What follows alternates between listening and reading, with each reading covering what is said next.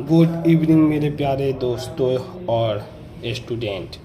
आज हम आपके लिए क्लास 9 एक्सरसाइज 1.4 मैथ एनसीईआरटी का क्वेश्चन नंबर 3 बहुत बेहतरीन ला है। ये क्वेश्चन बहुत बच्चे को कन्फ्यूजन कर रहा था, इसीलिए हम सोचे कि बहुत बेहतरीन तरीके से आपको समझाएं। इसको क्या करें, पहले रिकॉल कीजिए। Pi is define as the ratio of circumference.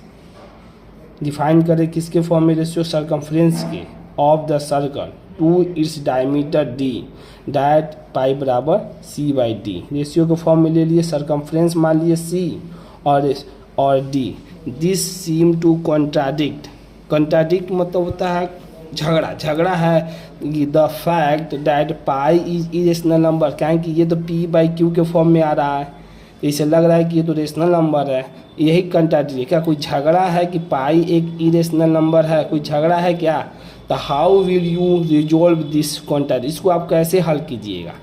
ये कॉन्ट्राडिक्ट है, जो झगड़ा है कि जिससे हम इसको लिख देते। पाई को हम इस तरह लिख सकते हैं, पाई बराबर सरकमफ्रेंस सी बाई डी। तो सरकमफ्रेंस का फार्मूला क्या होता है? 2 पाई आर होता है, और डी का डायमीटर का फार्मूला होता है 2 और आर होता है। तो 2 आर से पाई 2 और आर कट गया, तो पाई बराबर LHS बराबर RHS हो ही गया। तो वही इसी के फॉर्म में लिख रहा है। कह रहा है कि क्वेश्चन के अगर हम इसको सी बाई डी के फॉर्म में कर दिए तो पी बाई क्यू के फॉर्म में हो गया। तो इसका मतलब पाई तो रेशनल नंबर है, तो फिर पाई कैसे इरेशनल नंबर है? ये बताइए। कोई झगड़ा है क्या? रिजॉल्व है, इसको हल कीजिए। इसके कॉन्ट्राडिक्ट को जो झगड़ा है इसको हल कीजिए। यहाँ पर बता दें सी बाई डी सरकमफ्रेंस का फार्मूला 2 पाई आर होता है, और डायमीटर का फार्मूला होता है 2 आर। आगे पढ़िएगा तो मेंसुरेशन में तो आपको पता चल जाएगा। तो देखिए 2 पाई आर से 2 और आर कट रहे हैं, 2 आर करते हैं, पाई बराबर पाई LHS बराबर RHS प्रूव हो गया। देखिए हम कैसे इसको प्रूव करते हैं कि पाई क्या है? इरेशनल नंबर है।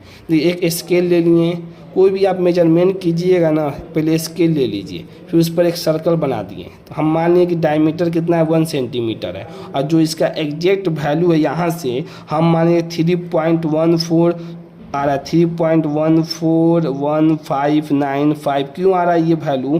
क्योंकि किसी चीज़ का भी अगर आप मेजरमेंट लीजिएगा ना, तो एग्जैक्ट में ओनली अप्रॉक्स वैल्यू आता है। किसी चीज़ का आपका मान लीजिए यूनिफॉर्म भी टेलर सीता होगा ना, तो उससे पूछिएगा, हल्का आपको देखिएगा जो अप्रॉक्स वैल्यू लेता है 22 पॉइंट कुछ 22 बोलेगा, मतलब अनुमान लगा के। इसलिए किसी चीज़ का मेजरमेंट लीजिएगा ना, 3.1459 ये दिखेगा नहीं।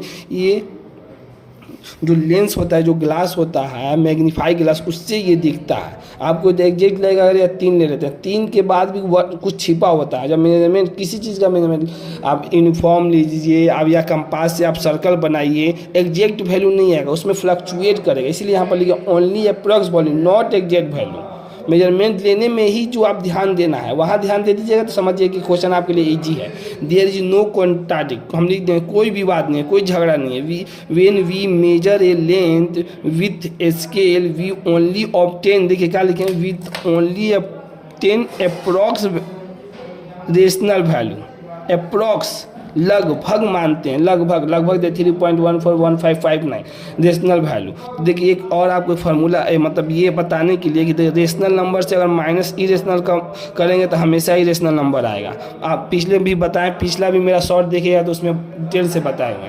रेशनल प्लस इरेशनल करेंगे तो देखिए इरेशनल नंबर आता है। ध्यान देने की, आपको रेशनल मल्टीप्लाई कीजिए इरेशनल में, इरेशनल नंबर आएगा।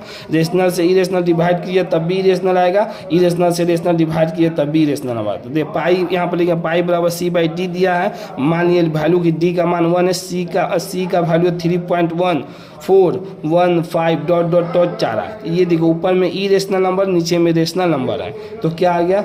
इरेशनल है। पाई हेंस पाई इज इरेशनल। खाली आपको ये ध्यान देना है कि मेजरमेंट करते समय तो वो वैल्यू क्या हुआ? फ्लक्चुएट करेगा। वही फ्लक्चुएट जो अप्रॉक्स वैल्यू आता है वही इसको क्या बनाता है? इरेशनल बनाता है। हम समझ सकते हैं कि आपको समझ में आ गया होगा। नहीं समझ में आया तो कोई बात नहीं, इसी तरह कमेंट सेक्शन में अपना कमेंट कीजिए, सब्सक्राइब कीजिए और ज़्यादा से ज़्यादा शेयर कीजिए। Thank you so much.